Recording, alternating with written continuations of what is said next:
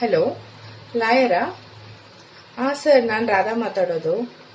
ಏನಿಲ್ಲ, ನಾವೀಗ ಈಗಿನ ಕಾಲದಲ್ಲಿ ಕಷ್ಟಪಟ್ಟು ಸಂಪಾದನೆ ಮಾಡಿರೋ ಆಸ್ತಿ ಯಾರಿಗೋಸ್ಕರ? ನಮ್ಮ ಮಕ್ಳಿಗೋಸ್ಕರ ಅಲ್ವಾ?